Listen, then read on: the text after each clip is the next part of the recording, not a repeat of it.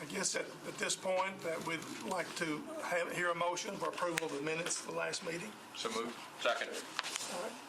All in favor say aye. Aye. And before we move into unfinished business, I'd like to make a comment. First of all, Gina Pruitt, who has been our interim Director of Internal Audit now for several months since Mark Swan left, but she is going to need to leave and go to take care of some business, and she may want to comment on that in just a minute. But Bill Walker has agreed to serve as interim. Good. And we're delighted to have Bill in that position. He's very experienced and been a member of the internal audit staff for a good number of years. So, Gina, I don't know if you want to say anything, but I want to say that we just thank you so much for just stepping up, and you already had another full-time job, and the fact that you are willing to serve the city in this capacity, I think speaks volumes for you. So, well, thank you. We will miss you. I appreciate that. I have really enjoyed. I was telling Bill today that this is probably, of my whole career, one of my favorite consulting opportunities that I've gotten to work on because of the people I've gotten to meet and work with. I think it's our city is well run, and I think we have great people that are involved in all the aspects of it. And I would not be leaving you high and dry if I didn't feel like Bill and Lauren could handle it without me. And I do appreciate that you're letting me do this. My mother got really sick over the holidays, and I'm just lucky to still have her at this point. So I need to put some focus on my family and my other job that's full-time. So thank you. I appreciate it. But I believe you're in good hands. Well, we are in good hands, but we will miss you. I'll tell you that. Well, So- we appreciate it. I think we knew it was a short term. It was supposed to be a lot shorter term than it ended up to be, and I'm kind of sorry. Well, I'm not sorry that you got to stay, but I'm sorry that we ended up keeping you longer because I knew you had other things to do. Okay. But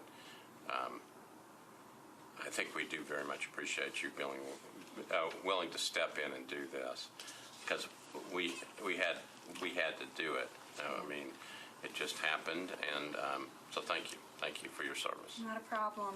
I have told everyone that I would be glad to continue providing consulting services. I think Bill and Lauren know how to reach me, and I'm open to anything that I could do to help you. And because our firm also has a consulting contract with Internal Audit, I'm sure this won't be the last time you see me. Which I reminded her of on Sunday.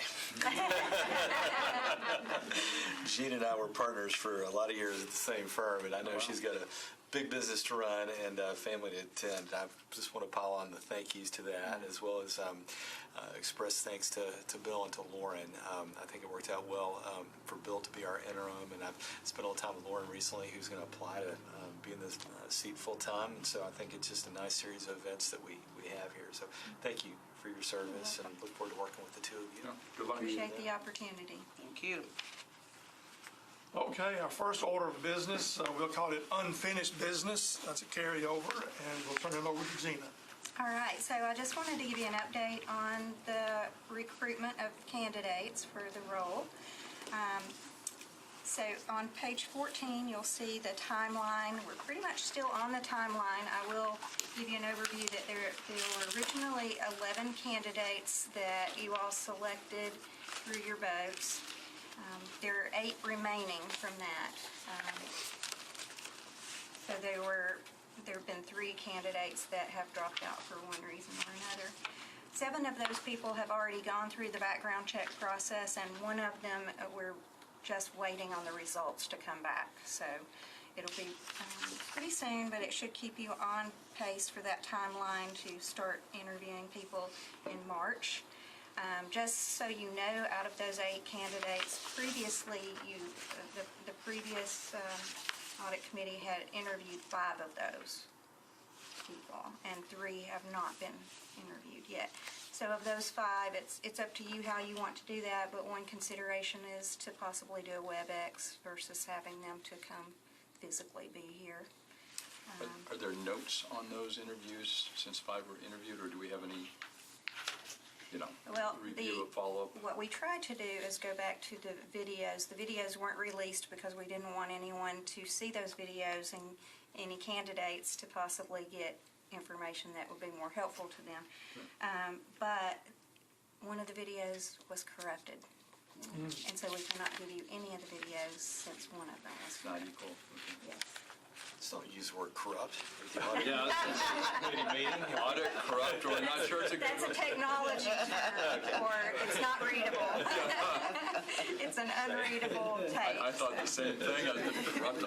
It didn't match right away. Do we have, I've been busy, do we have the names of the 8? I have the names of the 8, yes. And, Lauren Riley, okay, Kimberly Fagley, okay. John Cashman was one of the ones you interviewed Right. before, Michael Hill, Brenda Roberts, Deborah Jenkins, John Valterra, and Paul Morris. Paul Morris is a new person in this last round of Who were the 3 new ones? Lauren, Kimberly Fagley, who applied in the last round, but she wasn't able to interview because of Okay. family illness, and then Paul Morris. Okay. Okay, thank you. And then we'll hear from Wanda about setting up the dates and interviews, if we do that. Yes. Okay. And I would just ask you to please be cognizant of the timing of getting those emails to enter your dates of availability for the meetings. I know that these won't be easy because they try to keep the interviews as close to each other as possible, and they would like the same people to interview all the candidates. So you try to do that within a couple of days of each other. So as soon as you get those emails with the link to the poll on dates and times, please go out and respond to it if you could. Sure. Yeah, I'm going to provide a little more oomph and motivation to that. We've all talked about the oversight of the comptroller's office at this moment, and the position here that we have open hasn't been specifically called out in a document or even any big meeting that I've attended there. But when I look down the list of all the things that I think a comptroller would be interested in, having a permanent person in this position is obviously an important one. So if we could respond to that and then make sure we match this timeline, I think it'll go a long way. Doing things that are easily within our reach here. Obviously, the harder things that are coming are debates about taxes and so forth that are coming from the Metro Council and the mayor. So as many of these small things in our reach we clear up, the better off we're going to be. So. And when you hear from HR about interview times, they're really sensitive to our schedule. So, they will suggest maybe a morning block or maybe an afternoon block. So, they'll just allow all of us to check when we're going to be available and try to pick the most convenient time for everybody. Can I ask maybe a silly question, but obviously I want to protect a candidate who is sitting in here. Do we need to be careful? I want to be very careful with a quality candidate. Is it okay if she sits in here, or are there times where she needs to leave so that we don't put her in an awkward situation? I think so long as you're not discussing the substance of interview questions. That was the concern with the video previously, is that you didn't want one set of candidates to have an advantage in kind of knowing the questions before they were asked, whereas the other group did not have that advantage. So, I mean, that's just it. I think we're just to be kind of aware of maintaining a level playing field for all of the interviewees. Okay. We just need to, but just to be on the safe side. I don't want to put her in an awkward position. Absolutely. Okay. Yeah, I will say, just my brief experience in the metro government is quite awkward doing interviews and performance appraisals and so forth in a public forum. So, Yeah. Lauren, by extension, my apologies. I don't know what to do about that, but thank you for your tolerance. Vote on people in front of everybody all the time. Yeah, we love doing that. No exceptions to the Open Meetings Act about that. Some states there are, but not here in Tennessee. No exceptions to it being awkward either. All right. Is there anything else on? No, not unless you have Candidates. other questions. Can I, were y'all planning to vote on making Bill the new interim auditor? Because the committee doesn't really take any action unless you take a vote. I so move. Yeah. Second. Second. And all in favor? Aye. Yeah. Thank you. Hey, can I say something just real quick? Yes, you Well, may. you should have said before we vote. Done. I just want to thank Gina. Our office wants to thank Gina. She's been wonderful to work for. Mark was in this position for a long time. He was a great director, worked very hard for Metro, building the office from the ground up. And when somebody like that leaves, there can be some angst. She has been absolutely wonderful in terms of just being supportive. She brings a lot of wisdom and a lot of experience to the table. So thank you for your service. And also just to let you know, this is a team effort. We have a wonderful staff. They work very hard. They're the ones that go out and do the work every day. So we're really in a good position there in terms of continuing the work that's being done. And in terms of the management, it's really a team effort. Lauren and I are the two principal auditors in the office. We work very closely together. There's very few decisions in terms of employment practices or audit issues that we don't come together on as a consensus. We're very lucky to have her. So, in form you're getting one interim director, but in substance you're getting two. So, but thank you. And we appreciate the support this committee's always given to us. Do we have to get her a gift? Do you have any M&Ms? You can eat his. I brought you a gift. Did you? Yeah, you wanted your snacks. So I was wondering where they were. I brought your snacks. Oh, there they are. Those are shared already Yeah, he has to share those. with nuts. He usually brings the snack himself. I didn't have time. I was running up here. Thank you so much. And you can come back to any meeting as long as you bring snacks. Okay. Do you have anything else? Do you want me to just go down this list, or do you want to Yeah. comment about it? No. Okay, the next item, unfinished business, we have, I guess we can kind of group two of these sort of together and maybe talk about each one individually if you have some questions or comments. But the next item is the acceptance of the letter of recommendations to management from the Crossland audit firm. This was discussed on April 9th, 2019, so almost a year ago. And then the other item has to do about acceptance of a schedule of expenditures of federal and state awards required by the Single Audit Act. And once again, this was a document, I guess, with the Crossland firm as a part of their audit that they produced. This was at the last meeting. We brought this up that in our review and assessment of all the meetings and things that were approved and weren't approved, these didn't get approved in the April meeting, I believe, last year, because there was a transition of roles and everything. So that was what the links were that were in the email I sent you earlier, just to that material so that you could look at that before voting on it. All right, I do have a question, and actually two questions. Sure. I know that we're approving it so that we can have it in the system that we do accept the report. That's what we're doing.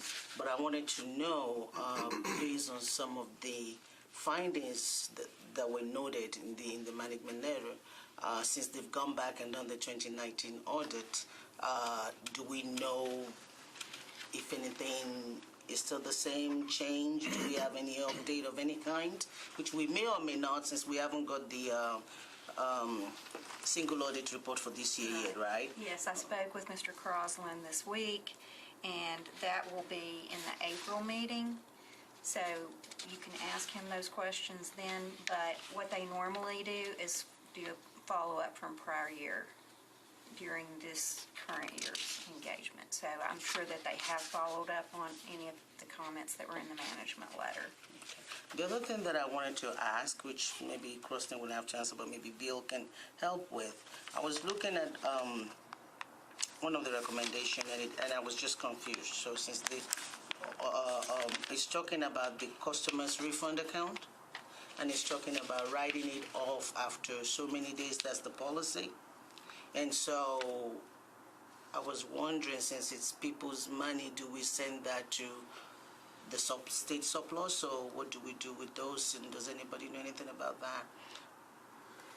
Because these are credit balances, not debit balances, obviously. So that would be cross-linked. We can find that out for you. I'm not sure. Phil, I don't know if you know. I believe it goes into the list that we provide to the state for all the unclaimed property. So if we have checks that haven't cleared the bank or money that is owed to some customer or vendor or whatever, when we report annually to the state for our unclaimed property, those things would be included in that list. Yeah, Phil, do you want to go ahead and comment on the single audit report and follow up to the findings as well? I can a little bit. For single audit, that's already been issued, and I think we discussed that maybe at the last meeting.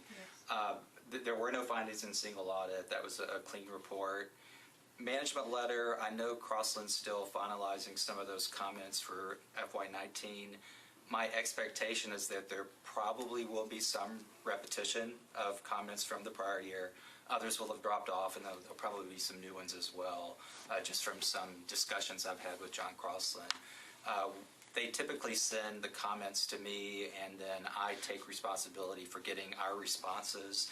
Some of them are more central to my office, so we can do them ourselves. Others are more applicable to other departments that we have to reach out and get their help in preparing those responses. So once that's all pulled together, Crossland will compile it, present that to you all. So hopefully the April meeting we can discuss whatever issues they found this year. So we're going to be waiting for that so we can review it.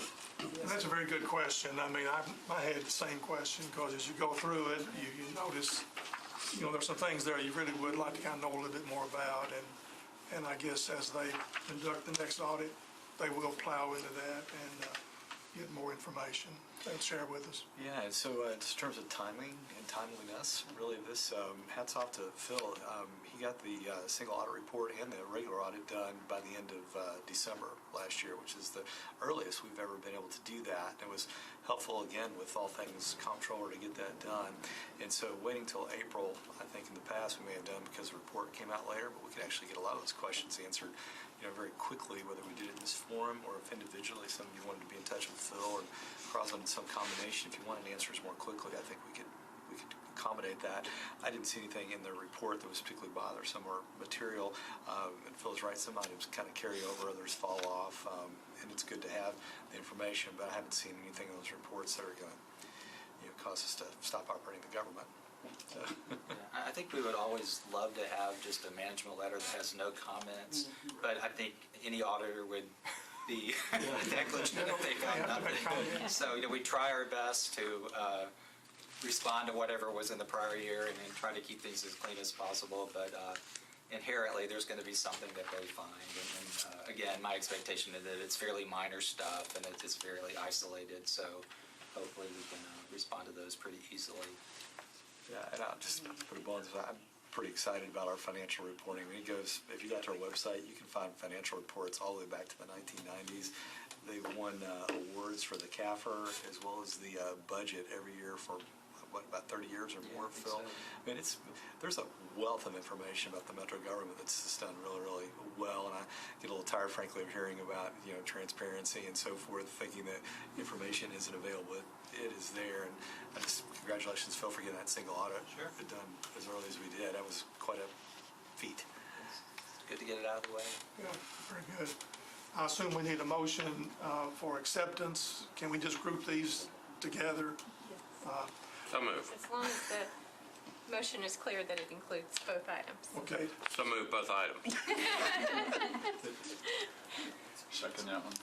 You have to say Okay. All in favor? Aye.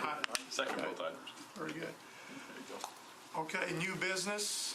All right, new business. you'll turn to page 18, you will see a letter request. This is for information purposes. I got a request from Dr. Adrian Battle to do an investigation of the involvement of Dr. Tony Majors and the nonprofit organization Nashville RBI. You may have seen some of that on the news. And Bill is working on that. Feels like it'll take about 3 weeks. We can provide more information if you want it, but we would need to do that in executive session.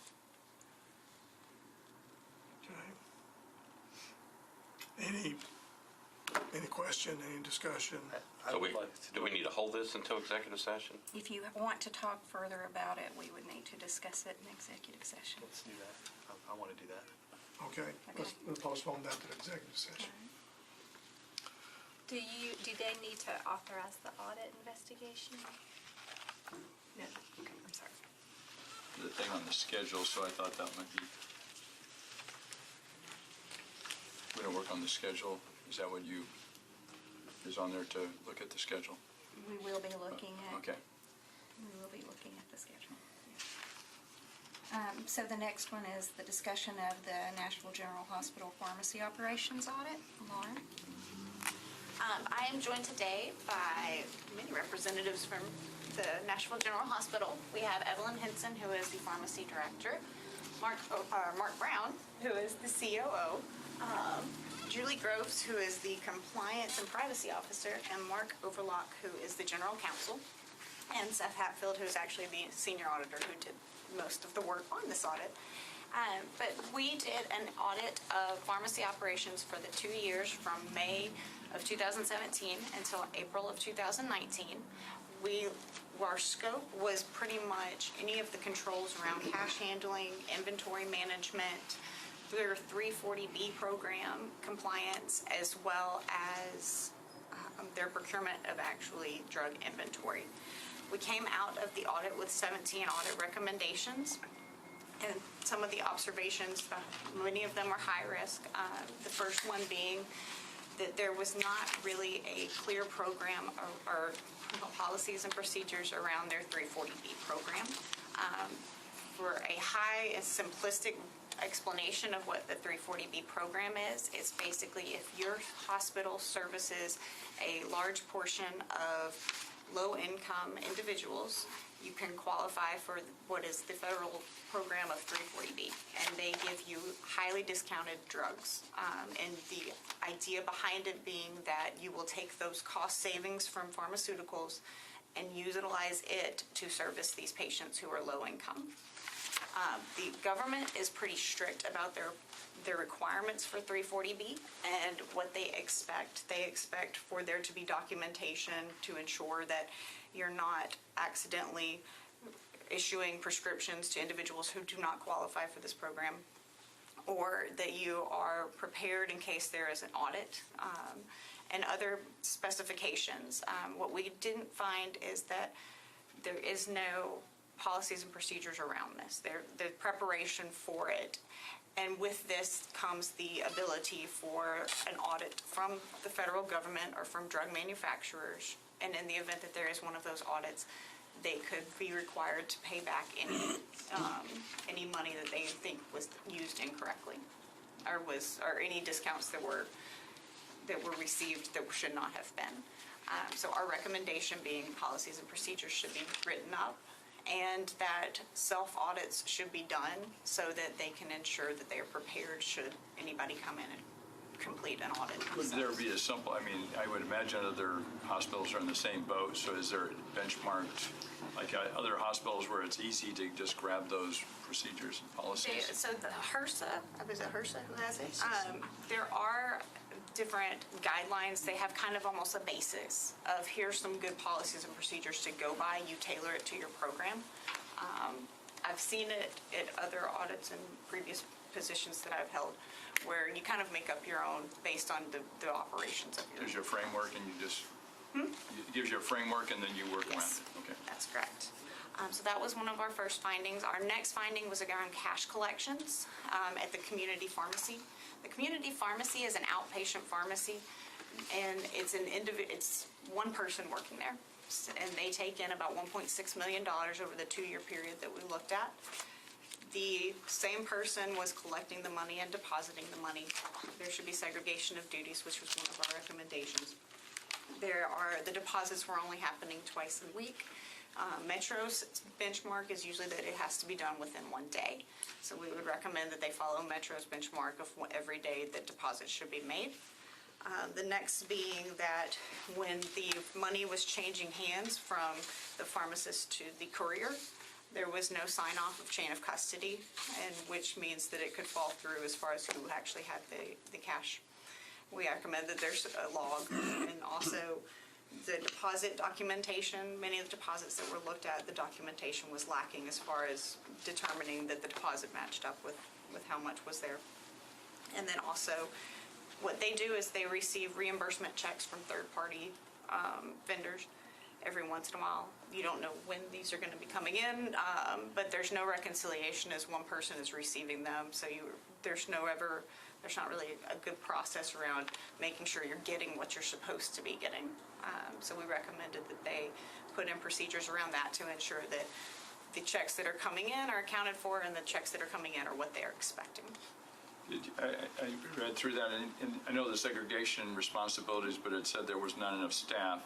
Is there a way to accommodate that somehow at a better level? And in fact, y'all have already kind of put in. So we have created a policy and procedure related to that. We currently are utilizing one staff member from the outpatient pharmacy and one staff member from the inpatient pharmacy doing this, but we're also looking to maybe change that in the future to where we have one person from the outpatient pharmacy and someone from finance department signing off on that, so that we have clear segregation between pharmacy as a whole signing off on those cash deposits. Thanks. One of the next findings that we had was around inventory management. The community pharmacy has a perpetual inventory system. However, the inpatient pharmacy was more of a manual process of writing down within a notebook when they wanted to order something, and when inventory was received, the number was just updated. The shrinkage or any changes were not being tracked. Cycle counts were not happening. So inventory was not being checked on a regular basis other than at the end of the year to make sure that what was recorded was accurate. We found that there were discrepancies in 3 of the 7 drugs that we selected to count at the time, indicating that an inventory system needs to be put into place. So our recommendation was to look into a cost-benefit analysis of implementing some type of inventory management system to make sure that that what is there is actually tracked and monitored, and that shrinkage is actually investigated instead of just kind of updating as they go. The next one was physical security. Just curious, do you know how much lost? I mean, if it's done yearly, it was done yearly, do you have a sense of what loss there was, or what was the imbalance of the?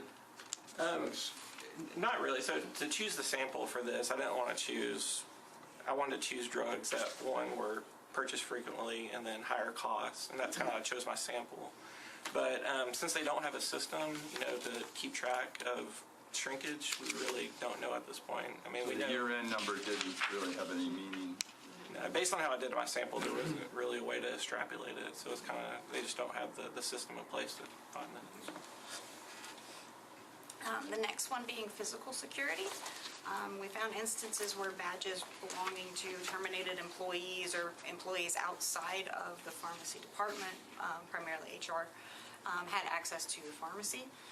We also found that cameras within the one camera at the community pharmacy was not operating, as well as some of the cameras within the inpatient pharmacy were not operating.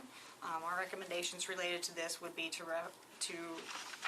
look at badge access regularly and make sure that those terminated employees or employees outside of the pharmacy are not given access, as well as to ensure that camera security footage is working and is being reviewed regularly.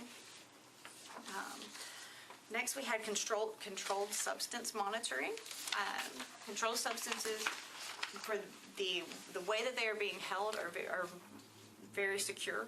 It's a matter of when nurses would take them out, this data is sent off to another company, and they would accumulate it and find instances where there was a potential threat of somebody getting controlled substances that they shouldn't be, and reports were being sent back, and these reports were dispersed to the nurse managers. In most instances, we could find that nurse managers are reviewing these employees to make sure that they really need these controlled substances. However, there's just not real policies and procedures around it. It's not consistent across all areas. And so we would recommend that they put in these policies and procedures, and they make sure that these are consistent and documented to show that somebody had looked into the reports that they were sent. Next, we're getting more down to the medium level risks, which was just the formulary management. A formulary is a list of drugs that they can order. And so this is updated based on a committee that approves whether or not drugs are added to it or removed. We took some sampling of different drugs and found that some of the newer drugs had not been added to the formulary, as well as when we looked at invoices, in one instance out of 47, we found that a drug was ordered that was no longer on the formulary. We didn't see this as a consistent risk. Next, we found that drug procurement, with some of the receipts that we looked at, sales tax was not being taken off. It was a small amount, but at the same time, that adds up over time. And additionally, we also had that in instances where the person who places the order should be separate than the person who receives the order. And there should be documentation showing that it's a different employee, or if it's the same employee, that another employee is with them when they receive it, so that they can verify that the same amounts were done. We found in 7 out of 24 orders that this was not documented, and we think that it should be documented and recommend that it is, in order to show that the same person is not placing orders and receiving it. You know, it's interesting that McKesson, I assume, is a major supplier, That's correct. but you would think they would say any order from Nashville government is sales exempt, Exactly. sales tax exempt. Why they don't do that? How they? Well, I think I don't know how that that happened. most of the sales tax that we found was not necessarily on the drugs, because you can order other, is that what it was? Yeah, it was like on medical equipment, just small, it was a very small amount. It wasn't on, the big medication. Kind of like they had put it in their system for the actual drugs, but not the related other items that were being ordered along with it. All 17 of our recommendations were accepted, and the pharmacy has already started to implement many of them. If y'all have any questions. It shows, and I think one of our goals was to try to make sure that as actions, the completion dates are there, were updated. I noticed most of them are completed. Some of them still had dates on it, like January 31st. Were those completed, or they're just in process? So some of the ones that have dates on here have been completed. Developed the policy and procedure for the 340B drug discount program. We have drafted that. Actually, we have drafted a 340B policy manual, which includes multiple policies as is recommended by the 340B University, which is the main continuing education program that you get for 340B. So we've drafted that. It's still in draft form. We've got a couple of items that we've still got to plug in and then get it approved. All policies and procedures get approved at the compliance committee. And so that would be approved at the next compliance committee. However, the finalization of that draft will be complete by the end of February. Okay. So you're on track. You're going to pick up some of the dates that were like December 31st. You're on track to Yes, we are. working on those too. Okay. So all of the December 31st items have been completed. There are three items, for a January 31st date that we are still actually in progress with. The cost benefit analysis, we're getting bids for that technological component of that piece, and so we're still in the process of getting those bids, and that ties into the actual physical inventory. Once we have the bids for the technological process, we'll be able to determine whether we need to implement a physical inventory process. And then finally, The last piece is the diversion, medication diversion item. So we have implemented the full process for tracking and overseeing medication diversion within the hospital. That now rolls up under the compliance committee. Now that we have the process in place and implemented, we'll be able to finalize that policy. So that policy also will be finalized by the end of February. Does the hospital, I know you have a compliance committee, but do you have like an internal audit department or committee within the hospital? So all audits, we don't have a designated internal audit department in the hospital. So compliance has their annual compliance work plan, which consists of the audits done within the hospital. And that audit or that work plan gets approved by our board of directors as well. So I guess the reason why I'm asking is with the compliance department and with all of this stuff that's supposed to happen over time, my question is there somebody that is going to make sure that, because these are very serious things that are highlighted, that there's somebody going back to make sure that all the new things that you now set in place is actually working the way they should, and we don't have to wait until another Metro audit to find out. That's no, very valid question. So the compliance officer would be responsible for doing that. And in fact, the majority of the high-risk items that you identified in your audit, I added to the work plan this year. So we'll audit these this year, and then we will maintain a close eye on those items going forward as well. Drug diversion will probably remain on our audit work plan for not just this year, but the foreseeable future due to the high oversight nationally for the opioid crisis. 340B will probably be an ongoing, at least on our radar to maintain a close eye on as well. I'm sorry. No, please.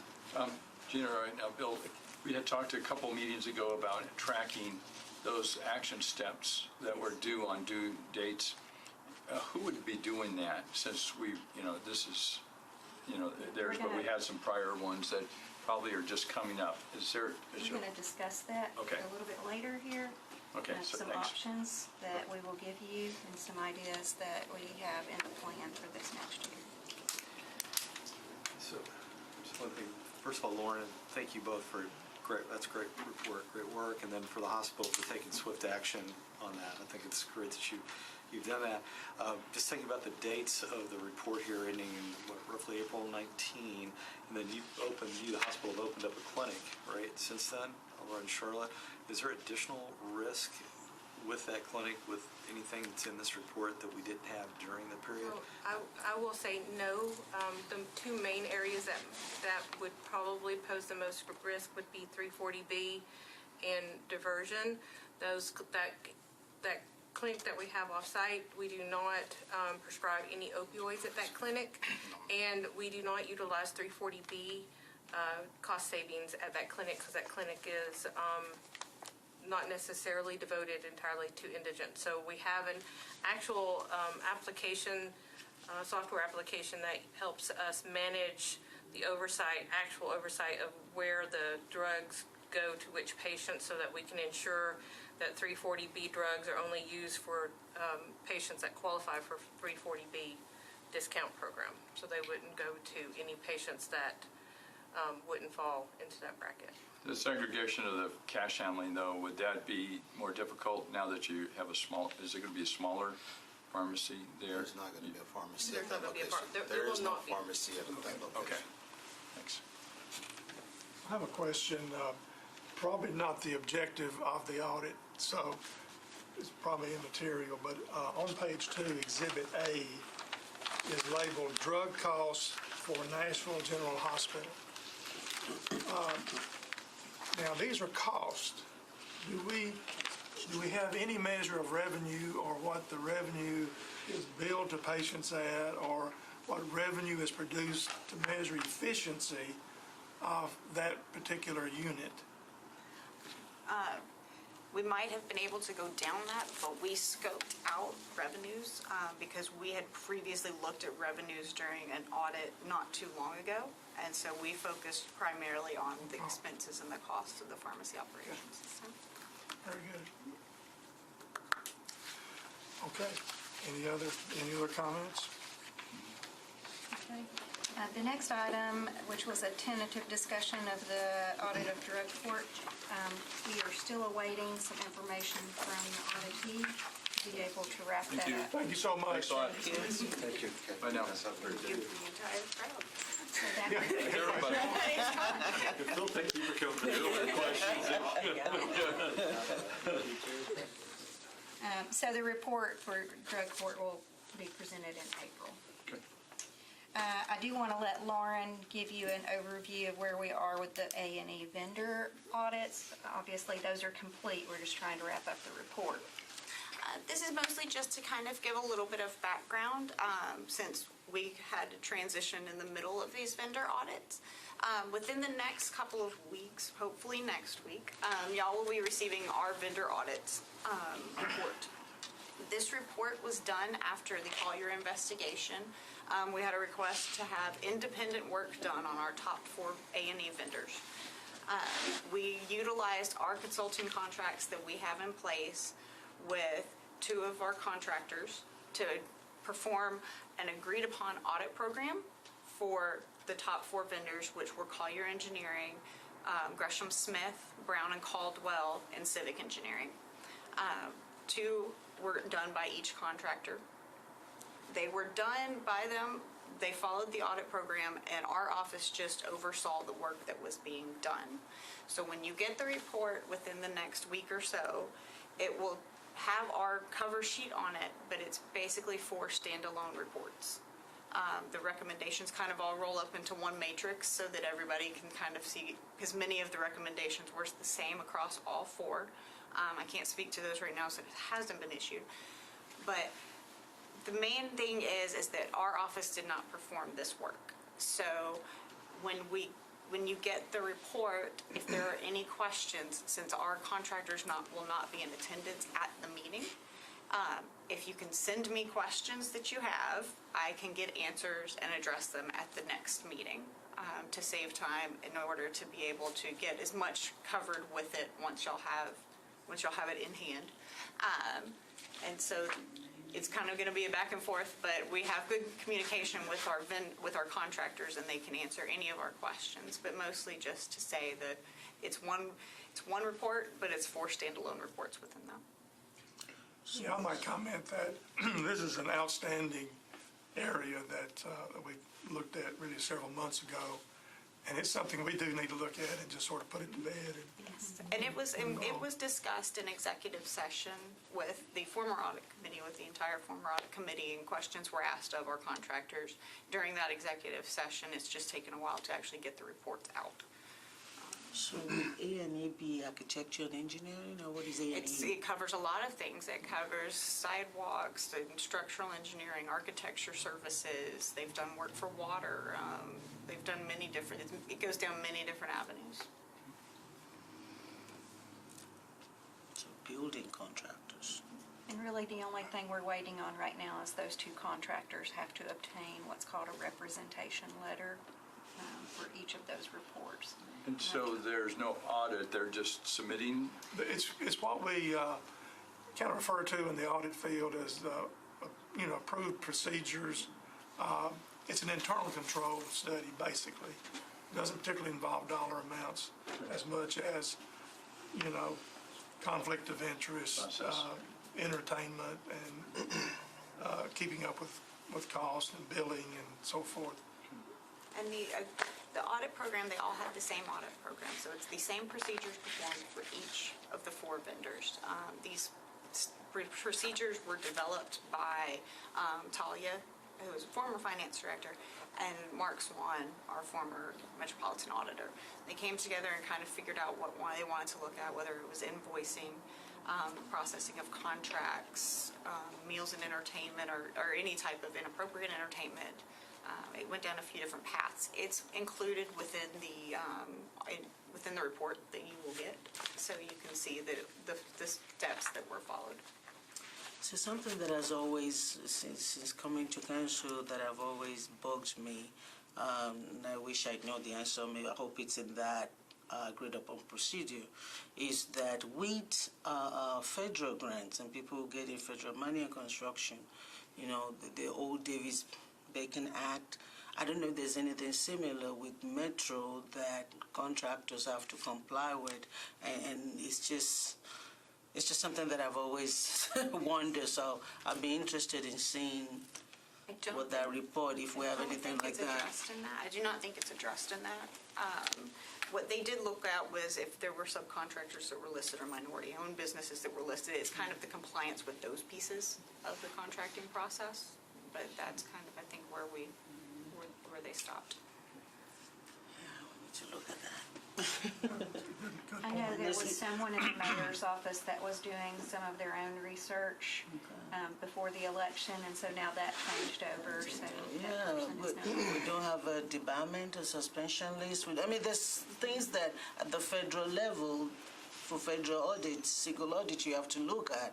But I don't know what the requirements are on the Metro level, and I think those are part of the things that I would think Metro should, if you're taking Metro dollars and you're a Metro contractor and you're getting tax dollars, there should be something, and maybe I'm going off here, sorry.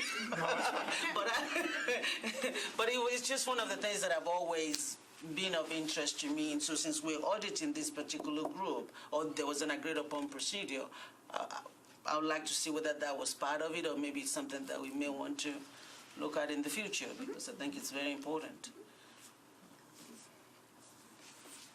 Very good point.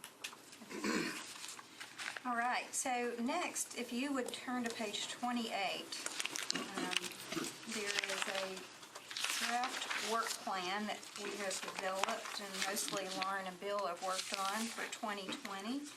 And I'm going to let Bill address this as far as how they went about this, but I have reviewed it. I've given them some recommendations on some areas to include or maybe think about adding into here, which they have. And they have a pretty thorough process, so I'll let Bill speak to that. Okay, thank you. The annual work plan, simply stated, that's just a list of audits that we're going to try to complete within the next year. And, it's really, we talked about this in our orientation for the new members. This is one of our biggest challenges because Metro's very big. There's a lot of different things to audit. We have limited resources, so there's opportunity costs. So if we're looking in one area, that means we're not looking in another. So we want to try to apply our resources to where we get the best value. So there's two different approaches that we take. The first is we have a matrix that we use. We have a software system called Teammate. That's where we keep our like work papers and things of that nature. Well, it has a module where you can put things in there like how much expenses does the department have? How many FTEs does the department have? Do they take in money? Does it tie into the mayor's priorities? For example, schools. Schools is always going to be a part of the mayor's priorities. So, and there's a point system. And if you go to page 34, that first column, risk impact matrix, those are the different kind of attributes that we're looking at, the different types of information that we're getting. And then, like if it's, the matrix will tell you, okay, for example, let's just do the last audit month, because that's a big deal. How long has it been since we've been in that particular area? Well, if it's been over 4 years, you get a high mark. That's a 3. If it's been, 3 to 4 years, it's a 2.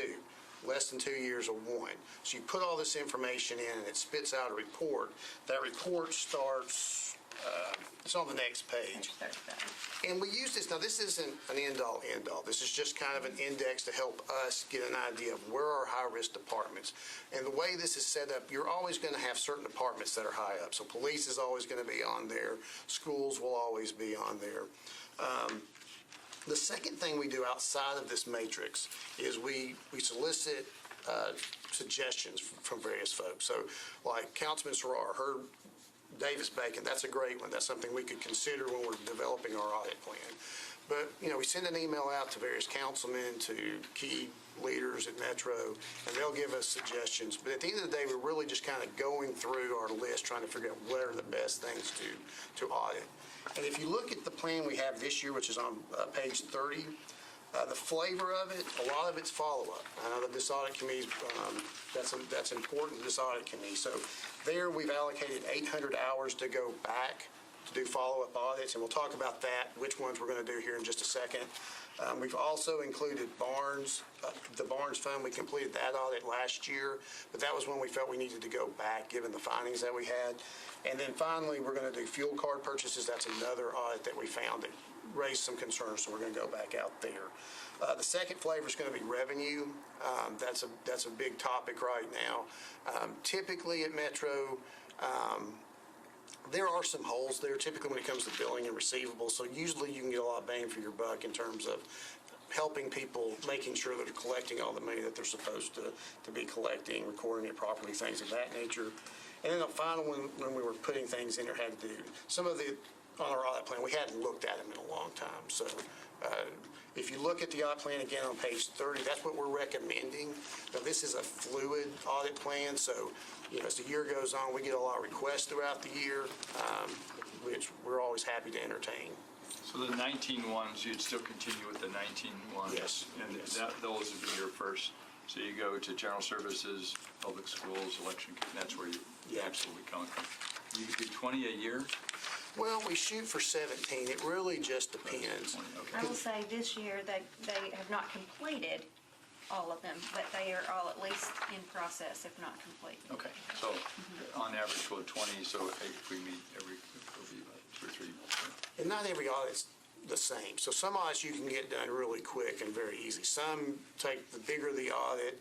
A lot of times how easy an audit's going to be is how well is it managed, how organized is it, how mature are their processes, how well do they document their processes, things of that nature. So some you can get, excuse me. No, go ahead. No, I'm done, please. I think I don't mean to interrupt you. No, you. The one thing I would agree in terms of, and this is, Mayor Cooper brought up, is any capital projects that don't include the entire cost. And I think you got one here with the schools to make sure that the entire cost is incorporated when it's approved. To me, it seems like that's been a miss in the past years, and I think you guys came up with that as a big issue, where we're getting capital projects that, like the sheriff's office, when the entire cost wasn't incorporated. So I think that's one that's put us in trouble, actually. Yeah, so there is a new policy about that.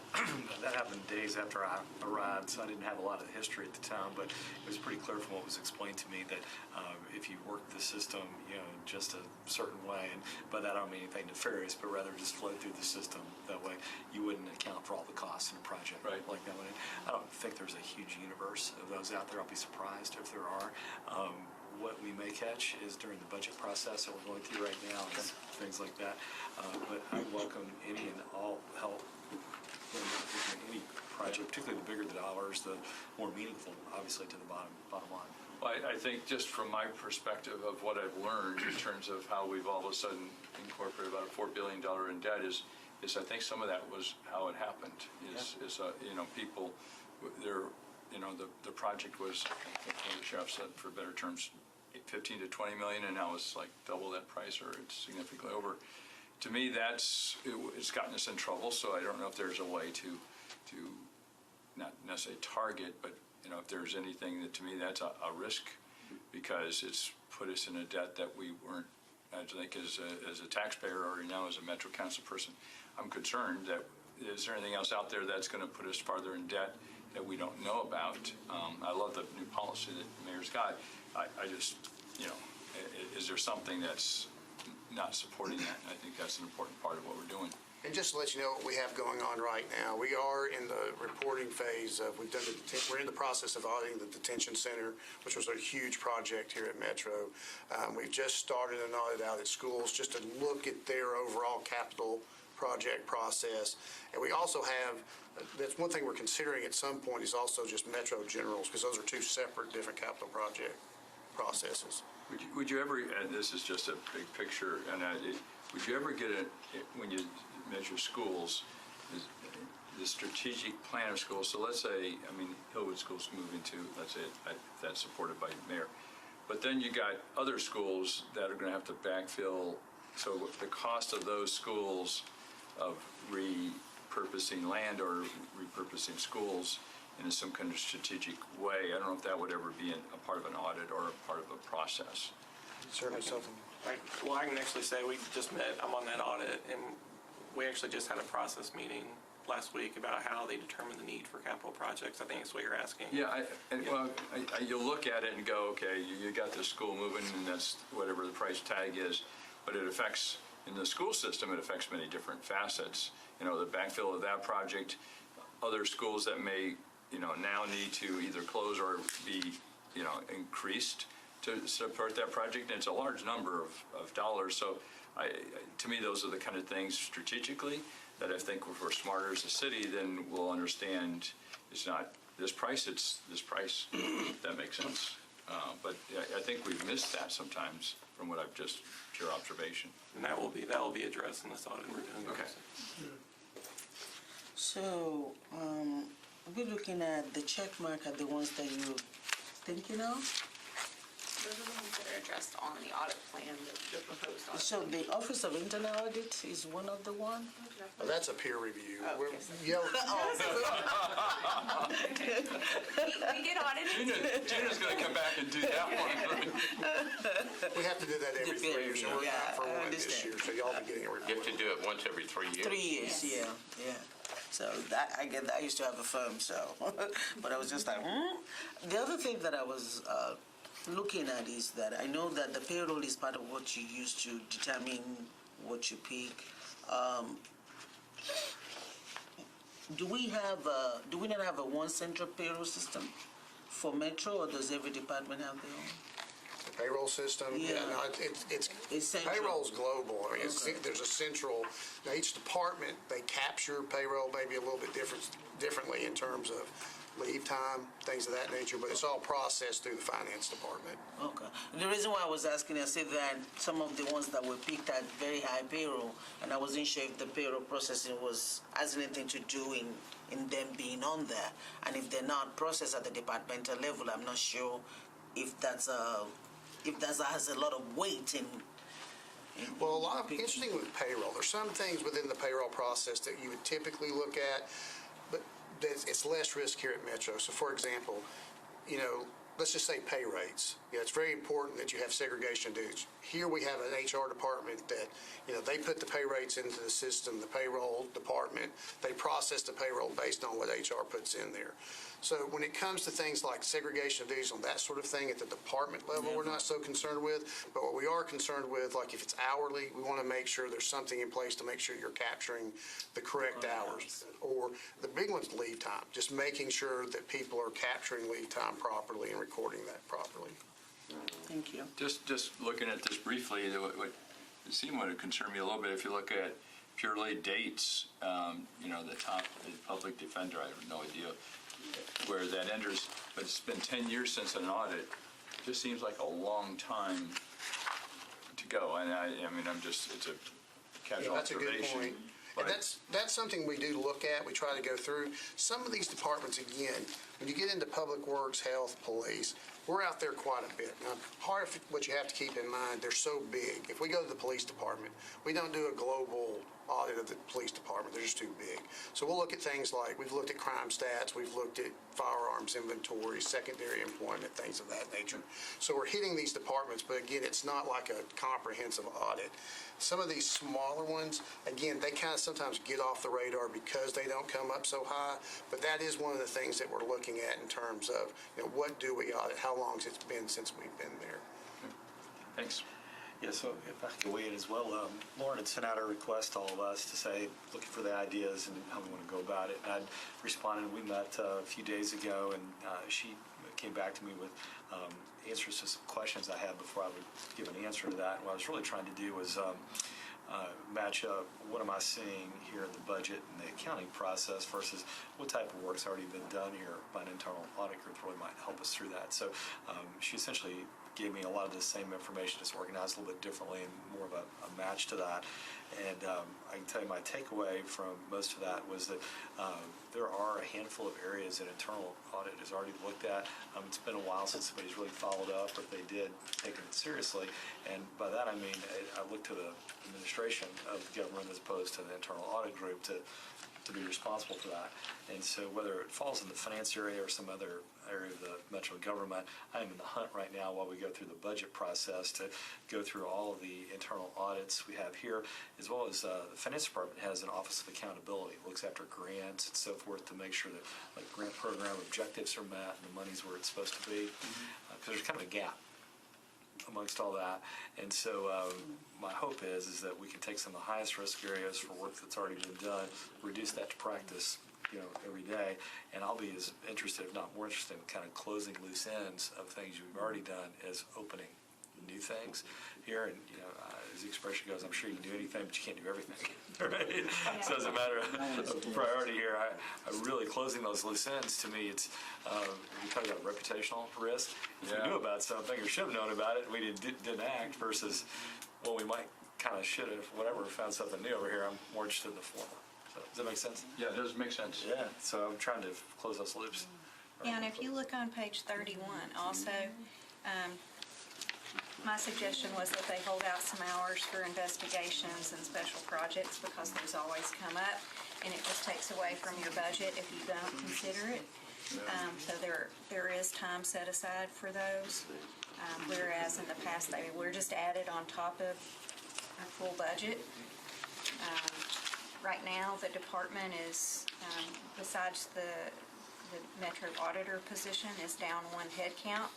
And in the past year, they've had 2 people that were on FMLA for approximately 3 months. So I think they did very well to get all of those audits started that were in the plan, if not all completed. They probably would have completed them all if they had all their head count. Okay. Let me just ask one question about that. Page 31, like you have total hours 14,050. And of course, this is schedules prepared by project. Do you have a calendar-based, like January, we want so many hours, February, so it will total 14? You kind of know where the hours are. Is that important to know? No, but the way that the hours are kind of come up with is that we know our head count, we know about how many hours a year each person is allocated to work, and we remove, holidays and other days. And then we kind of build in the possibility for turnover or taking leave and come up with the fact that Bill and I, our time is not 100% dedicated to doing audits, as well as the Metropolitan Auditor position is not 100% dedicated. So it's a weighted amount of hours, and that's kind of where we come up with our baseline. And also knowing that we have co-sourcing hours that we can add into that. And so that's kind of where the 1450, I think our total is slightly under 14,000 or so. And so with the stretch, and especially with the co-sourcing budget, it's achievable. Just by way of example, when I talk about matching what they're doing versus what I see in my department, just things generally need to be done. Municipal auditorium, we talked about, I think. Oh, yeah, that was one of our first finds. Yeah, so I looked into that a little bit, and at first, the feedback I got was, well, there's been some management change, and maybe that risk is diminishing, and then I got another report saying, well, no, it's not. And so I've assigned some people to go look at that just operationally and put a stop to any problems we have there. And so I was interested, like you said, it's closing those loop ends. And municipal auditorium just sparkled a bit because I could see it out my window. Yeah. So, in fact, it's right between me and the comptroller. I look right over the roof and but see you're right, it. you're probably a good risk assessor. As you go through these administrative budgets, you obviously antennas go up.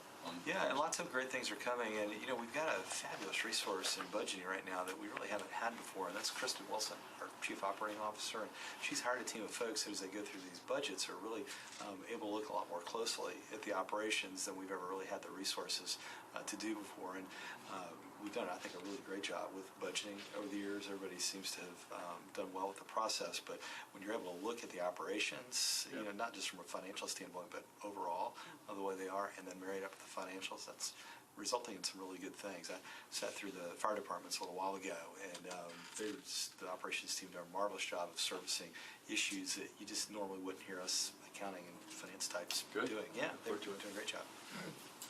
Can I ask one question about these fiduciary funds? Metro Employees Benefit Trust. We've got expenses of $180 million, $318 million collected, but it hadn't been audited since 2009.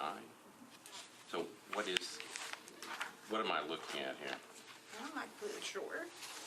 I believe that's the pension. Is it the pension? And that's pension is, if that's what that is connected to, then pension is actually listed as one of our audits for next year. So the check mark may not be there, then, but that will be looked at if it's in relationship to the pension. Yeah, so I guess, so the employee's pension and insurance has one that's sitting here that's like 4.9 million.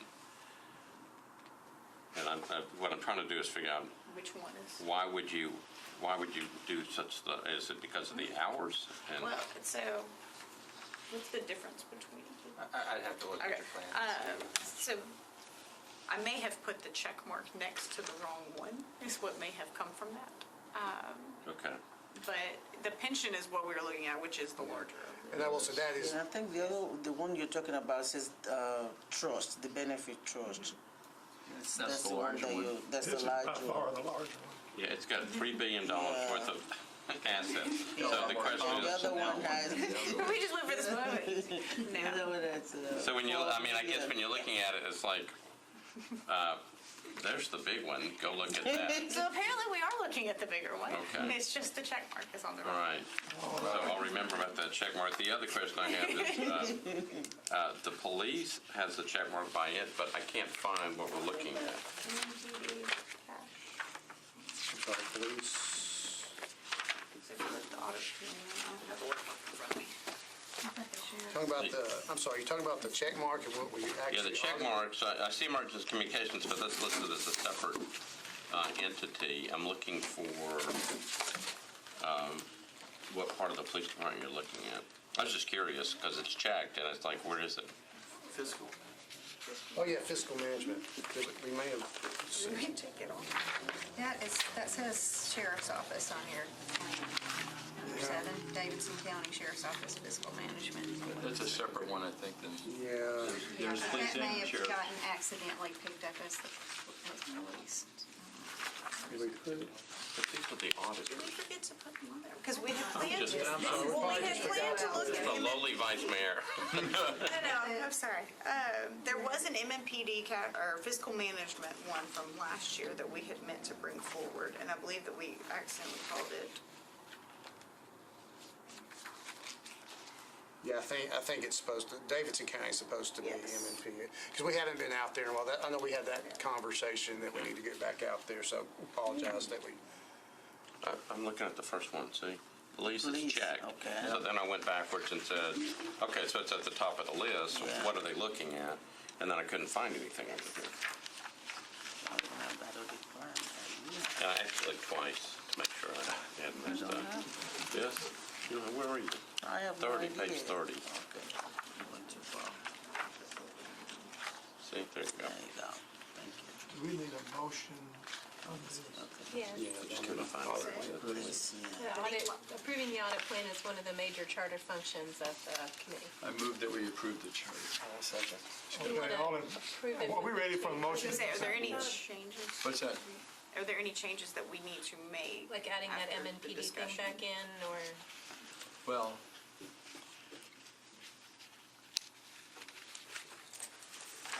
I want to make sure that, I make sure that it's accurate. I think if this one, we might be making a motion, it depends if we're looking at the check marks or what's, Looking at the blank. Yeah, you're looking at the actual plan. I believe last year there was some discussion around Page 30, right? some changes. Last year there was some discussion around some changes, and it was preliminarily approved so that we could start some of the audits, but with changes that we then presented at the next meeting. We could formally approve for the actual year, if we want to. well, so my only concern is that if we're looking at the big pension, Yes. I just want to make sure that's what we're looking at. It's 800 hours, I would think Yes. that's probably the one. So we need to fix the check mark in the back, so we just make everybody knows what we're looking at. And then we'll change the sheriff's office. And then on the police, if it's really the police department instead of the sheriff's office, we need to fix that. Mr. Chairman, if we can fix that in the motion to approve, that's the two things I'm looking at. Preliminary approval approval. So we'll just amend the motion to have preliminary approval of the audit plan as presented with possible some adjustments made later. So all in favor? Aye. Aye. Okay. That's work. You were given a handout that wasn't, some handouts that weren't in your package. And these are the recommendation follow-ups. I wanted to just make sure that we talked about this because you all asked for some specific changes to that process. And Bill and Lauren and I have discussed some ideas and opportunities for you to give some feedback yourself. So there's a total of 86 past due findings and 64 that are upcoming that should be completed upcoming. And these are mostly over the last 2 years. What I suggested to Bill and Lauren is to take a look, to focus on the high-risk findings. And then some of the medium risk. So in the audit today that you heard, there were a lot of high risk, and even some of the mediums were pretty significant. And so my suggestion to you would be, as an audit is presented to you here at the audit committee, that you would consider which findings you want put on the follow-up list to be validated, meaning that when they are remediated by the auditee, that the internal audit team would go back and validate that they have been remediated and that they're working properly. They can't do everything, but we did put additional hours into that plan so that they could do some of these. I like Seems that the idea. most. Yeah, because I think otherwise we're just throwing something at them and never holding anybody accountable. Right. Which means 6 years later, we'll find out that we knew about it and they didn't do anything. Swap some of The it only problem you'll see with that is this audit that you saw today had short timelines.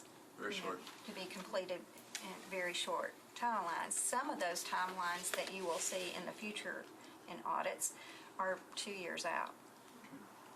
So you'll just need to make a decision as you see those audits, what you would like them to put in this roll forward document.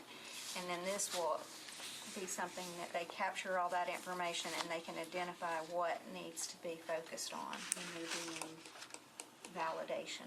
So at the time of the review, we can just acknowledge to you what, I guess as a group, we really want the follow-up to be. So probably generally high risk plus any, whatever we. So several of the ones that they looked through that are high risk, that are in this tracking now, are from the Barnes Fund, the Sheriff's Office, and Juvenile Court. So you've seen that those are in the plan to do audits. And so they would capture those when they do the audits versus doing it as a separate validation of remediation. Some that wouldn't be captured in the audits that are being done in the current year, the testing could be done with that separate line item of hours. There's 800 hours for that.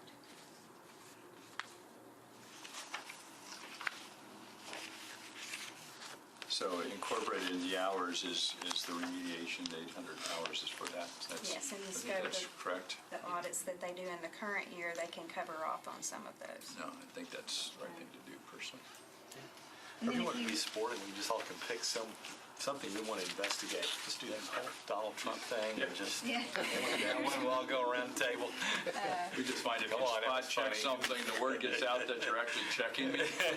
And everybody goes, oh my gosh, I got to finish my action plans. That's right. That's the best thing to do is let them know. Is this the shorter sheet? We're trying to figure out. That's a summarization of the open ones. This is the summary. Is there a list of? I lost someplace. Is there a list of the ones that we think are high priority? Is there something that designates them as high priority? Are we There's not anything that on what y'all have that designates it as high priority. We've gone through and looked at it, because even juvenile court doesn't actually have any on the outstanding recommendations. We just know that there was an issue there years ago that we want to go back and make sure it was remediated based on discussions of looking back through audits since we've come across some that have said they've remediated and they haven't. But there's nothing on here designating it. It's more or less just us going back through and looking through these and determining what their operational risk, financial risk. Well, so let me ask you this. It's just me talking. But, I mean, some of these things are really, really old. That's correct. Okay? And obviously, internal audit went and found these things, and then they're still out there. And why are they still out there? Because they never submitted a plan of correction about how to take care of it? Or Some of them are budget related, where they keep pushing it to say that we will request more budget funding for this. We didn't get the budget funding, and so it hasn't been remediated because there's not the budget funding. Others, we don't get a response. Sheriff's Office, with that one, the IT-related one, we don't get a response from them saying whether or not they've opened, or they've closed them or remediated them. well, I mean, to me, if you all take the time to go do an internal audit review, and you have findings, and somebody either said we're accepted and we're gonna fix this, and then we never know if they did it because they won't tell you or because there's never a report. I don't think that's acceptable. Yeah, that's why we're here. We were looking at reports the last time where audit was done again. She's gonna make a recommendation. Yeah, go ahead, Jean. I would make a recommendation that you have the Metro Internal Auditor send a letter, a formal letter, to the head of these areas. Particularly, I'm looking at the ones that the report dates are 2013, 12, 14. Send a letter and say, we issued this report, send them a copy of it if you have the original report, and say that the Metro Audit Committee has requested us to follow up and ask, how did you resolve these? So I've got a better idea. Okay, you send it. No, I think they ought to come up here. We're the audit committee. You reported it to us. You can do that too. You can have. I mean, so the question is, look, some of this may have been fixed, but some of these things are outstanding since, again, 2012. To me, there's a point to saying, if we're going to do these things, if we're going to go out and find these things and we think there's a problem, obviously when they report back when they look at the audit, they go, we don't agree with that, and they can contest it. Or if they say, yeah, we agree with it, we're going to fix it, then fix it. Then get it under control. Now, if it's a budgetary issue, I understand that part too. But, what concerns me is that if you're going to go to all the effort to do it, and they're going to go, yeah, we're not going to really do it, that's not really how this is supposed to work. They're supposed to fix it. And they should, and instead of you having to spend all your time going back and looking at it and trying to figure out if they did or not, they're the ones who did it. They're the ones who should come up here and explain why they haven't fixed it yet. So, I didn't want to suggest this earlier. I was trying to be a little gentler since it's my first budget process, but one approach here is for me to send a letter to all of them, just simply saying we can't approve your budget until we have a response from these outstanding items. I didn't go that far.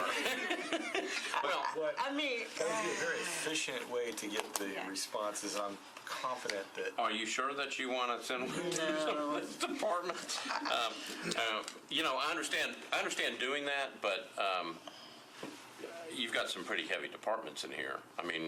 We really going to shut them down if they don't? Your city's not going to be able to function. Well, fair point, but if we want to put some enforcement behind this, you have to have a tool to do that. I understand that, but it's another thing for them to show up and you're sitting here and going, why haven't you fixed this? Well, you might do it a staged approach. Jim, per your suggestion, do it the first year this way. Second, next year, if it's not fixed, then your budget's not going to be approved. I'm going to make sure the Metro That Council's not on way, here. and if it's my budget, I'm going to probably fix it pretty It's fast. not, are you all on here someplace, internal audit? No, we're not. We had a clean period. You know, Well, Yeah, okay, well, I mean, You know, the finance department is on here. They are. Are you going to cancel your own department? We could. It seems to me that, you know, a letter at a minimum should go out. yeah, I think so. You know, identifying that you have so many that are open, and we'd like to give you a deadline Well, to meet. I think maybe we do it two parts. So I like the idea of sending a letter. I'm still a little shaky over here on this one. But like the ones that have been sitting here since 2018, you know, I don't know if I necessarily want them all coming up here. I just want to know if they're going to fix it. But the ones that are older than that, and the reason I said that is there's not a lot of them, then invite them up here and ask them what happened and tell them, you know, is there some reason why they haven't fixed it? Let's get this cleaned off. The rest of it, you could send a letter. I don't think you have to invite all of them, but there's only 1, 2, 3, 4, 5, 6, 7, 8. That's still a lot. But there's 8 of them. You invite them to the next meeting, or 4 to the next meeting, and you go, and you tell them why. It's like it's sitting on the books. We need to. What happened?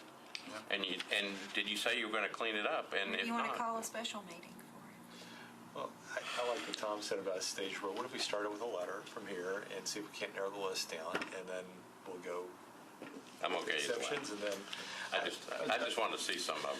it. Well, you can, I mean, we can say in the letter that, Well, if you don't have result by this okay, period of gentlemen, time. may I speak now? Yes, whatever. I'm kidding. Go ahead. Oh, I'm sorry, I didn't mean to interrupt you. But if you say, here's, I read that article in the paper yesterday. I'm over here. yeah, I think you should go first because you're first on the first page.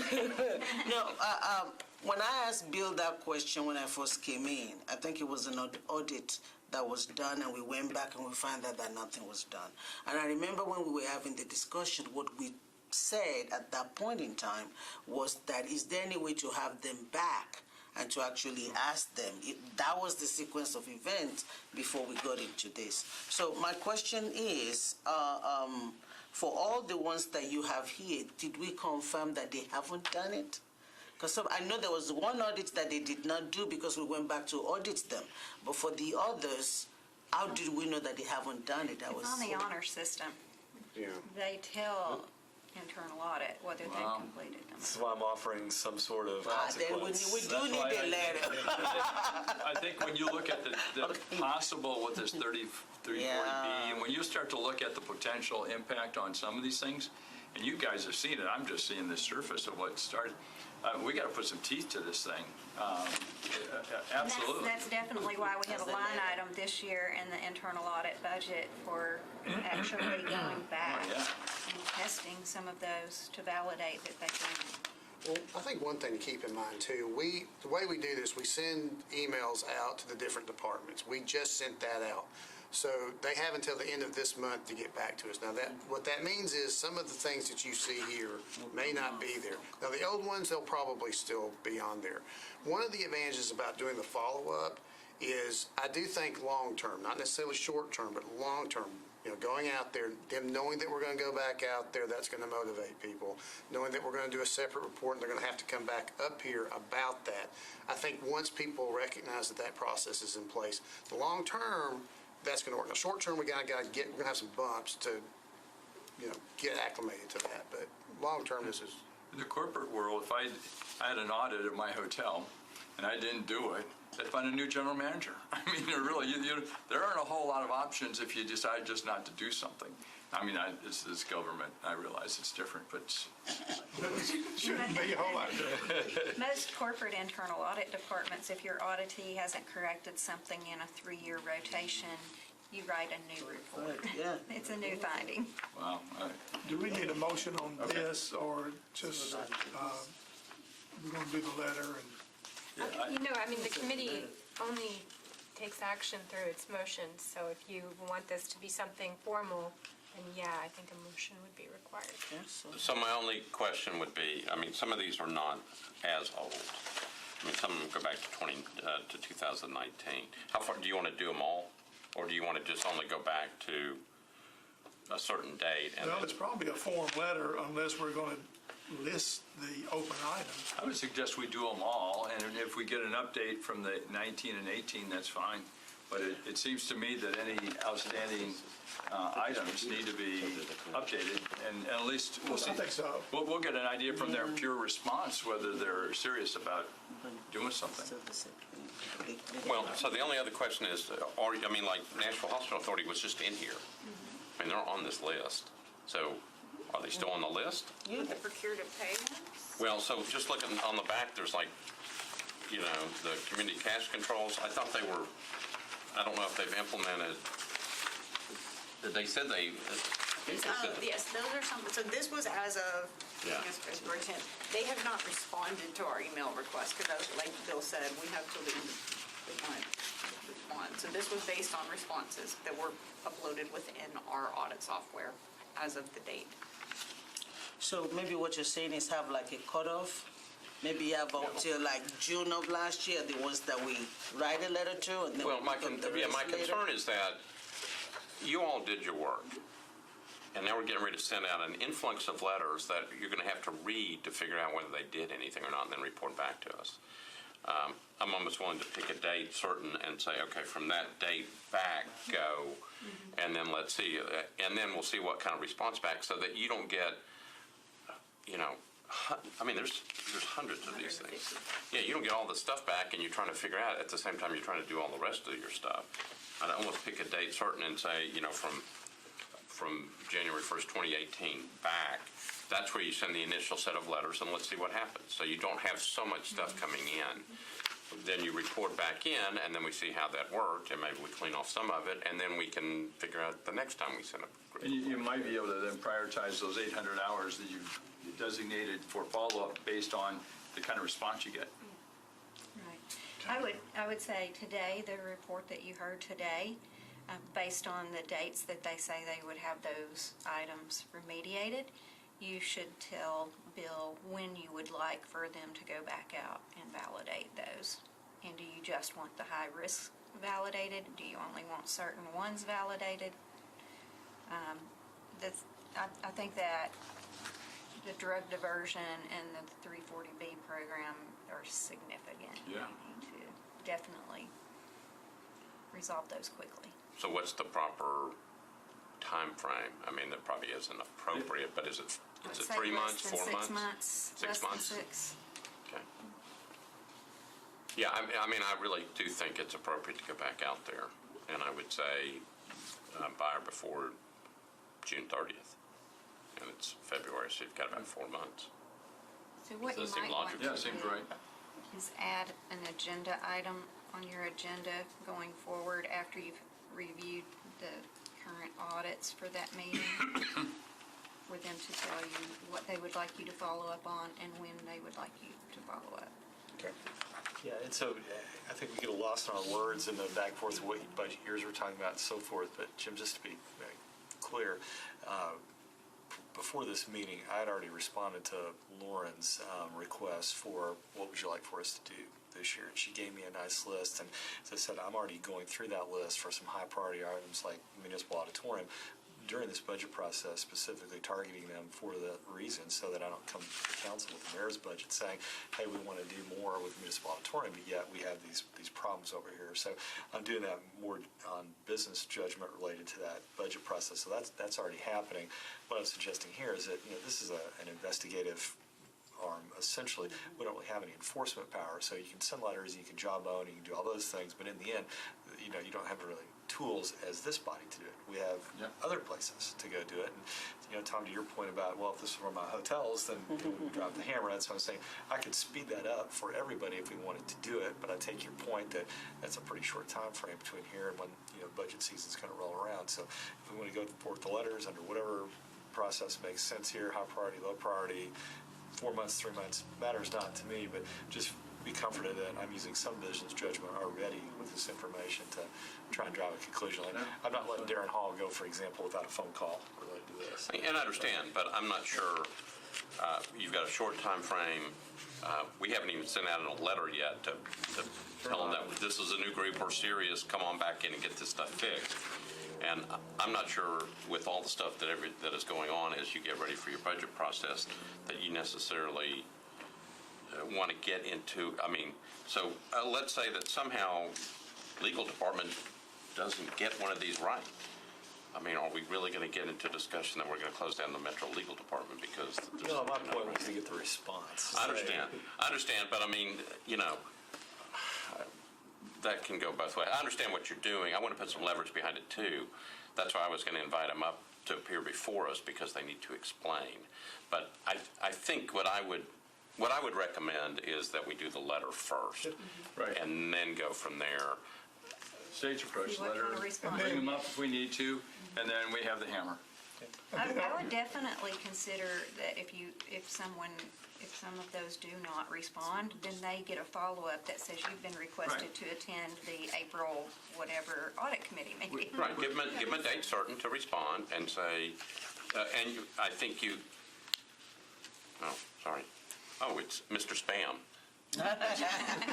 I'll call him back, Mr. Potential Spam. I think I would give them a date certain. I don't want you all to have to do so much work on this. I mean, this is stuff the letter needs to say, you need to tell us that. By X date. Yeah, by X date, and then you can say that the Metro Audit Committee went through this. You're listed on here as not complying it. They've asked us to send a letter, and they want you to prove in your response that you've done it. If not, what are you going to do about it? Be prepared to, stand in front of the audit committee and explain it. And then you can also put that and say, look, if you don't give us a response, the Metro Audit Committee is going to invite you to appear before it. That's the initial leverage. Yeah. Then Mr. Crumbo can start doing what he wants to. I'm more than happy to review the letter and help you with that Good. if you Yeah, would that'd like. be great. Thank you. I think you'll get a lot of their attention. I mean, if you have that alternative, and then I think I would start. Yeah, and you may want to put a frowny face on the back. That may work too. No, I mean, I think there needs to be some seriousness to the letter, just because it's time to clean this up.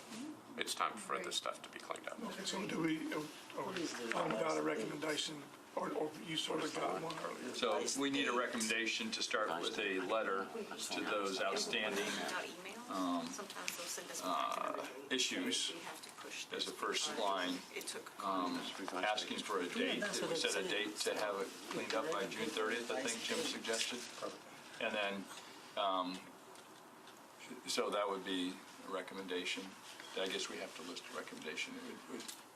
Oh, no, that's good. I was having a side conversation with Lauren before we finalized the letter, because it seems as if you made a call to them or emailed them and they gave you a new date for implementation. Is that what the revised date is? That's what the revised is. Sometimes they will respond with a revised date based on, because some of these are related to maybe contract negotiations or anything like that, and it may change the date. So if we have that already and we've already communicated and they've already responded, those are not people we're going to send letters to again. Is that correct? Now, those revised dates may have come, so like the very first one, which fuel, we did a follow-up audit recently, so we know what's holding that one up. But the very first one of 12/31/2012, that was what they put in our report. That's when they said that they would have it implemented by, and we followed up afterwards.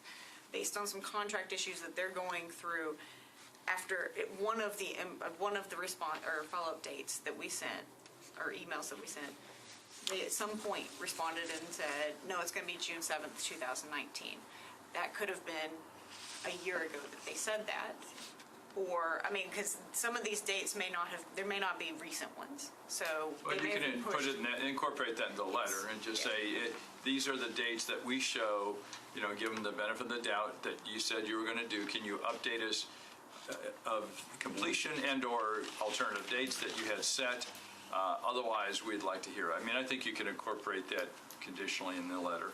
Yeah, it's like you're pointing out our department. I know exactly what's going on there. There is an implementation underway. They're being addressed, have a new oversight board. So they're on a Yeah. plan for that. I'm sure that'll be the case for some of the others, but the real delinquents are going to be an issue. And that's fine. But I do have a question about this advance thing. So, like, who accepts the revised date? I mean, so, like, I'm just looking, without picking on the law department, they now have a revised date of 1/6/2029. So they don't have to worry about it for, we won't be here, so. That one is I mean, one I that is will- based on legislation passing, and that's why they put it on so far. Metro legislation? What's that arm? That's know. the safety It audit. I don't know if you're on our audit committee then, but What? it's the safety audit, Yeah. where to do what we were recommending to do, they were going to need to move it from the law department to human resources. Then you're going to have to get a budget on top of that. Now, this is an important audit because this does deal with employee safety. Right. And unfortunately, it's one of those things that, until somebody gets hurt or die, you just don't, sometimes it can be pushed to the back burner. So that is one, we were actually talking about getting in touch with HR just to see, do we need to revise those dates? And since you guys are more interested in the recommendations, maybe that could get some, for them to be able to use this as leverage to get the things done that they need to get done. I mean, if I were a department, if I didn't want to do it, I'd say, my revised date is January 1st, 30/30. And it's like, I'll have it done by then, and you can come see me then. I'll be frozen or whatever, but I don't understand how you can just, I mean, unless there's some reason that are allowable, how can you push it all the way to And that 10 one's years an from now? anomaly. I do understand why you'd look at that and say, like, why in the world is that so far out? But we do look at those dates, and if it seems unreasonable, we would question it. But I believe that's something that periodically the audit committee would want to look at and say, could we ask them to come visit us? That's fine. Okay, we need to probably move back. This has been the best audit committee ever. I really like this. All right. So did we have a motion? Did you made a motion that we ask Audit to put a letter together highlighting those with outstanding issues to advise us as to the current status and then update us as to a projected completion date. And we'd like their comments back by June 30th, I think you suggested. Okay. Does that sound good? Second. All right. Second, all in favor? Aye. Okay. I've got a couple of things that I'll quickly go through. On page 44, I passed over that quickly, but I had already really mentioned this to you. This is the previous audit plan and the status as of January 31st. As I mentioned, all of the audits are at least in process. Several of them, obviously, are at the report stage or finalized. So the next page, pages 45 and 46, are the status of the work plan and budget to actual. You can see the budget to actual there. And again, I'd mentioned all this already, but they are 2 headcount down, and they did have 2 people who were out for 3 months on FMLA. So, although on page 46, the 17,000 hours versus the 10,000 hours looks significant, some of those audits are in process, as you saw back on page 44. And some of those audits, basically, the total actual hours are down by their head count. They did have some audits in there that contractors have worked on.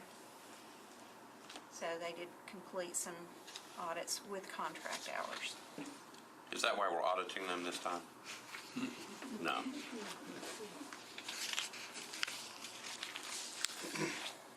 And then I'm going to let Bill talk to you about the 2021 budget. As we all know, the budget's tight this year, and our department, like a lot of departments, have been asked to cut a certain portion of our budget. Our budget is about $1.5 million, and we've been asked to cut $40,200. And so when we went through the budget trying to figure out what we want to cut, there are really only 2 areas. One would be our consulting budget. So that's, we use that budget to complement skill sets within the office or do specialized audits, that sort of thing. That's going to go down to about right around $200,000. The other option would be personnel.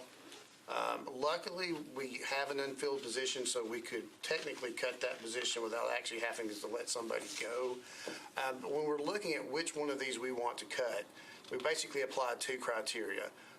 One, what will have the least impact on our operations? And then secondly, the budget's bad now, but it will eventually get better. It may be a few years or maybe next year. But when it does get better, we would like to recoup those funds.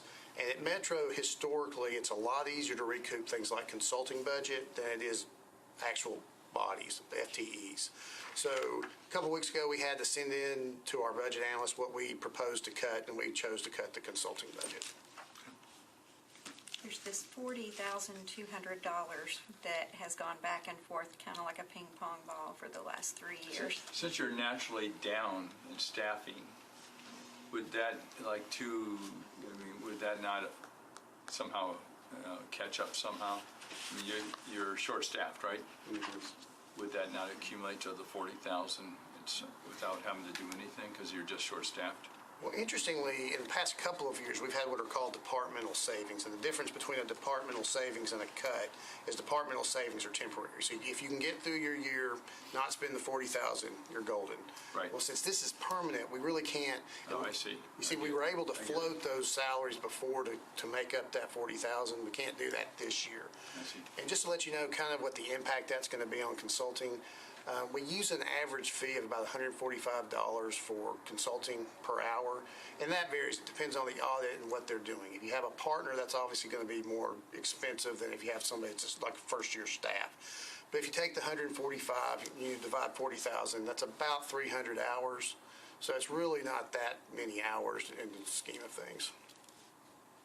So this was the elimination of the targeted savings for this group, is that right? Yeah. Okay. Just for you guys' benefit, you've probably seen this, you tune into this. So the targeted savings plan is, essentially taking a base budget for a department and then saying, well, we also want you to try and look for X amount of savings here, which has led to a lot of gamesmanship the last few years that it's been implemented. So Kristen Wilson, our Chief Operating Officer, and I agreed we need to remove that. Let's get to a baseline budget and then build up from there so that we can eliminate a lot of the gamesmanship year over year.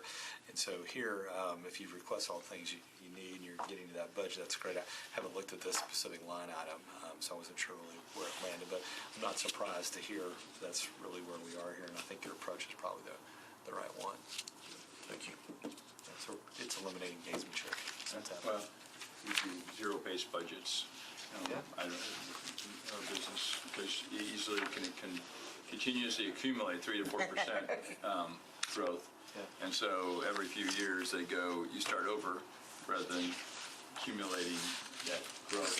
So if there's inefficiencies, you can build on those inefficiencies by that growth. So we go to zero base.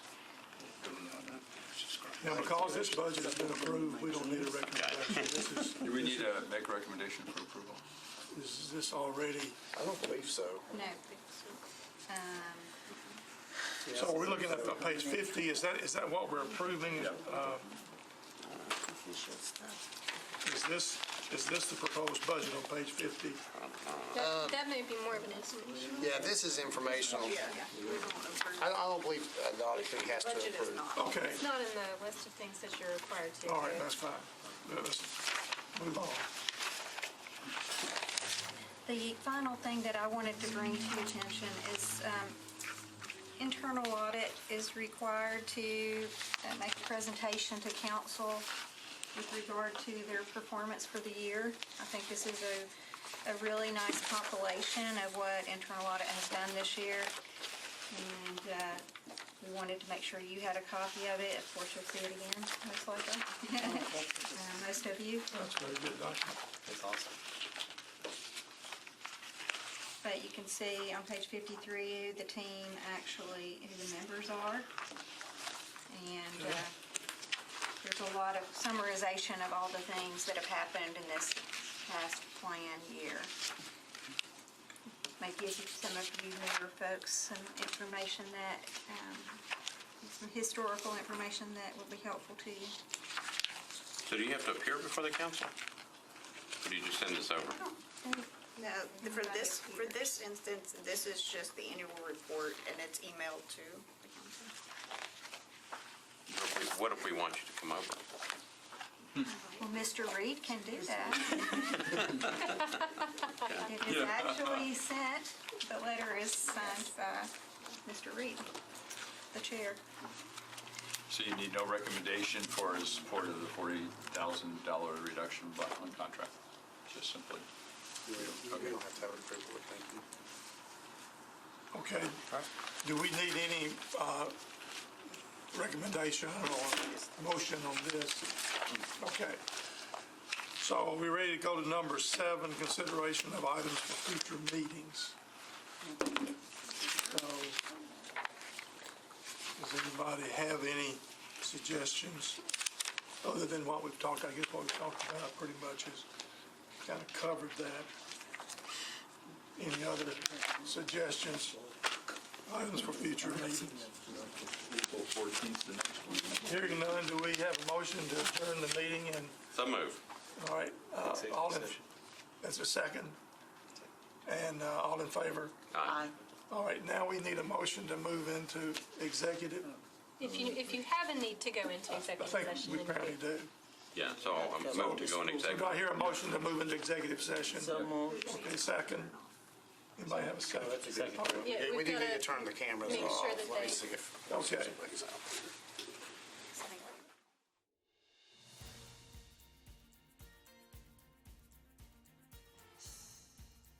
This has been a service of the Metro Nashville Network. If you would like to see this presentation again, or for more information about this and other programs, visit nashville.org.